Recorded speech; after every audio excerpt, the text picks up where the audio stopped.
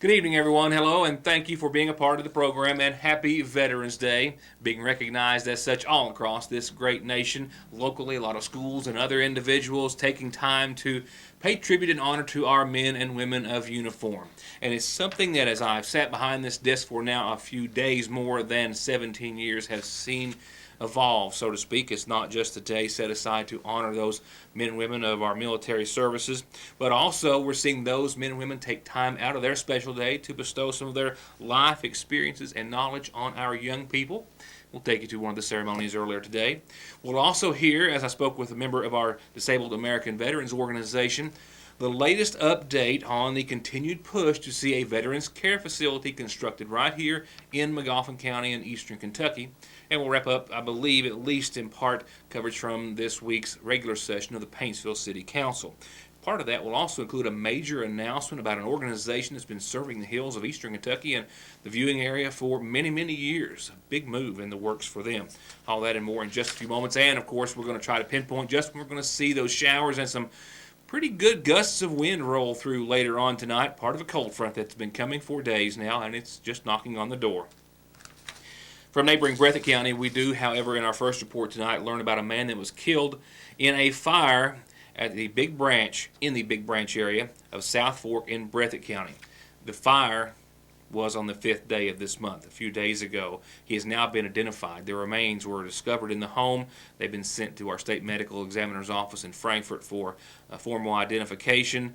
We know that Troy Neese, at the age of 90, is the one who is believed and who has been confirmed to have lived in the residence with his daughter and who died in that fire. Of course, it's long been thought by his family and friends that he indeed was the one who perished in that blaze, but now detectives with the Kentucky State Police and Hazard who are investigating the fire have confirmed his death. Well, let's go ahead and go on right now to our Veterans Day coverage. Elementary and other students across Magoffin County and the viewing area pause throughout the not just day but throughout this week to honor our veterans as they did earlier today at the Magoffin County High School.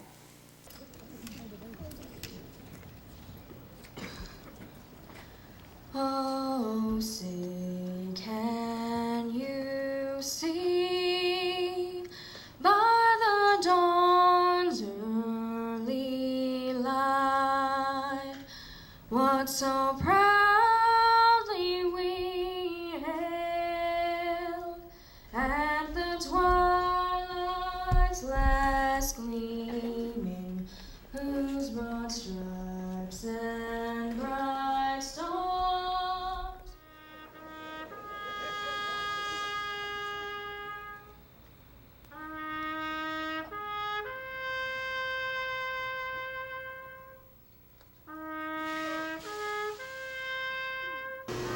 When you're a veteran, you're part of a team of years. You're a part of a team, not just the people you serve with, but the people who will serve, just like this right here. Okay? You know, there may be differences in ages. There may be differences in colors. There may be differences in races. But when you become a veteran, you're a veteran. You're part of that team that has always served. These gentlemen found that their purpose was to defend our freedom, then come up with a plan. Because if you wander through life aimlessly, you'll be lucky if you succeed. If you go through life with a plan, it's hard not to succeed. So their plan was the military. And in the military, they learned some things that are very important for you to remember. Individual effort and responsibility is the key to success. Everything you do from now on is going to affect Magoffin County. It's going to affect your own life. It's going to affect your kids' lives. So don't let get you an education or get you a trade. Don't go home and say, well, if I make $5 a month, that's good enough. Don't be satisfied with that. Go out, like you said, set your goals higher than you think you might be able to achieve, but if you don't try to achieve them, you're never going to be all that you can be, just like the Army. So from this day forward, and if you ever see these men right here, they're getting some age on them. If you see them mowing the grass, stop and help them weed eat or something, because I promise they done more than that for you. All words of wisdom, words from experience, as the single most important day of respect for our veterans has in recent years, I think, taken on another role here locally, besides showing our men and women of the military the honor and attention they deserve, they have earned, but also an opportunity for those same men and women of uniform to give guidance and set example to the young people, to your children, and to mine. We'd like to thank everyone for your support for the disabled American veterans here in the community. It gives us the opportunity to meet the youth in our community and to maybe pass on to them a little bit of patriotism that for the younger generation, because this older generation, we're going on soon, and it's going to be left up to them to carry on. And we just greatly appreciate the school, the Board of Education, the faculty at all the schools. We thank them for all they do for us. We just thank them very much. Just the sacrifices that they made. I mean, they went through stuff that's unimaginable. I think it's good for us to really take into perspective what all they have sacrificed for us and everything they've done for us in our country. It's important to me and my family because we've had multiple members serve and come back, and it just shows the tribute that they had to this country, and I just have respect for them. The veterans coming out here today to talk to us, and I respect them a lot for that. That makes me really, really happy that they'd come out here and sacrifice their time to talk to us. They are our future, and like I said, doing these type of things sort of brings it to life on the importance of what it costs for freedom. Because if you don't know what cost of freedom is, just take a visit down to one of our VA medical centers, and you can get a good look at what freedom costs. Some you can see, some you can't, and some gave it all. It's a great opportunity to come out and be with the community members and the school and the kids, because like I said, they're our futures, and we just can't say enough about them. And on a very sad note, just as I did last year speaking with a representative of the DAV Chapter 15 here in McGoffin County about the recent passing then of one of their beloved and honorable members, we also do so today, learning about the passing of their chaplain just last evening. We got the information late yesterday afternoon that Mr. Jim Perry had passed away, that he had was involved in maybe an accident, and possibility that he did have a heart attack. We don't know at this time. No one has informed us, but yes, sir, that's to our knowledge. Safe to say a very important part of your work. Oh yes, he was our chaplain, and he'll be greatly missed. He was a great help to us and to the DAV chapter here in Sayersville. He was a Christian, and like I said, he was a very important part of our organization. Just remember his family in your prayers. Yes. And it's he'll be greatly missed. Over the land of the free and the home of the brave. And when we come back, Mr. Lanning is going to tell us why he believes wholeheartedly that we still are in the running for a Veterans Care Facility to be constructed here in McGoffin County, and how the viewing public can help with those efforts, which have been ongoing for quite some time. And that's just a few of our headlines that will all begin after these words. You've seen Larry Lanning here on the program before, more often than not in front of the McGoffin County Fiscal Court or other entities, keeping them up to date and seeking their support in efforts to see a Veterans Care Facility constructed not just in eastern Kentucky but in McGoffin County, the likes of which he says is still a possibility and could even become a reality. And he says there's still time for members of the general community to also get behind the efforts and make it all happen. 10% of our population up here are veterans, and got a big push on to try to begin to bring the last state veterans nursing home into McGoffin County.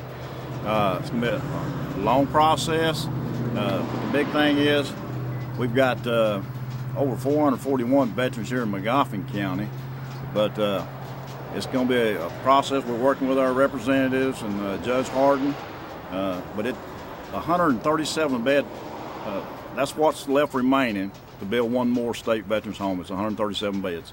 If they could bring that into Magoffin County, that'd bring in over 100 plus good paying jobs, and we could definitely use that here. So to help us out in this cause, you can call your senators, representatives, and ask them what the status is, because at this point in time, Representative Short and Judge Harden is trying to set up an appointment to see the commissioner, Ms. Heather French, to put our project on the table and see if they can't bring it into Magoffin County. So just thank for all the support that we get in our community here, and God bless you. I know, Larry, this is something that's been on the minds of a whole lot of veterans and the folks for a great many years. Do you think there's a real shot at it? I certainly do, because when you think about, of course, we know that others has put in for one. They've got one in for Bowling Green, like a 90 bed, but they've got 3 west of 75 already.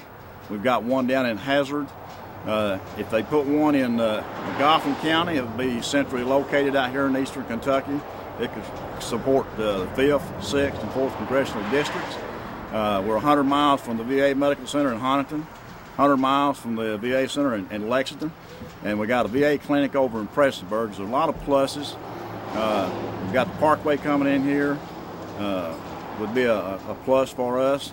Plus, back in October of 2014, Judge Harden federal courts, they signed a resolution that if the state would put it in Magoffin County, they've got a place to put it, the land. So that's a big plus for us, because one over in Radcliffe, Fort Knox gave them the land over there. So we got a lot of pluses out here in Magoffin. So we're just hoping if we get on the table when they make that discussion, because we know the first of the year, our General Assembly will be talking money and spending. So right now there's a lot of work going on to try to get us on the table and get in the conversation. I think if we get in that conversation, we've got a good chance of landing it. So just thank you for all that you do for us.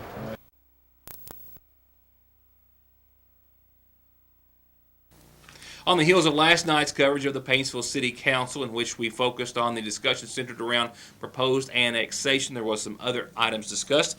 November, now officially proclaimed as per a resolution, Chris Stapleton Month, rightfully so, and also a major announcement about an organization which has been serving the hills of eastern Kentucky and the viewing area for many years.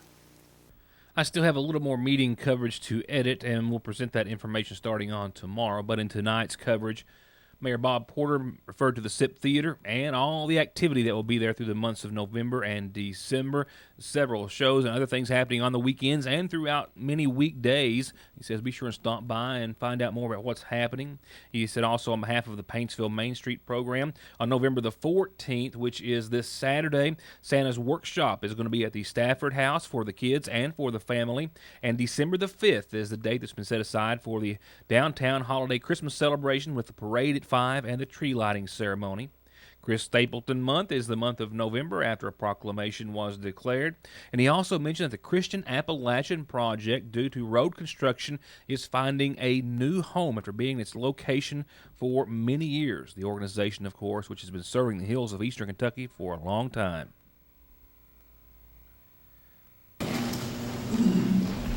want to announce that the Christian Appalachian Project has finalized their plans to move their location from up on 321 across from American Standard to the end of Ponderosa Drive in Paintsville.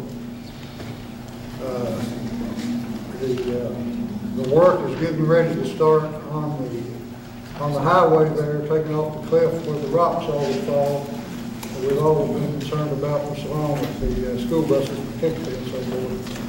And that work will start soon, and Christian Appalachian should be moved into Paintsville by the end of the April, somewhere around April. Some of the people are going to move in January, I think, and some of them are going to move in April. What are they going to do with that building?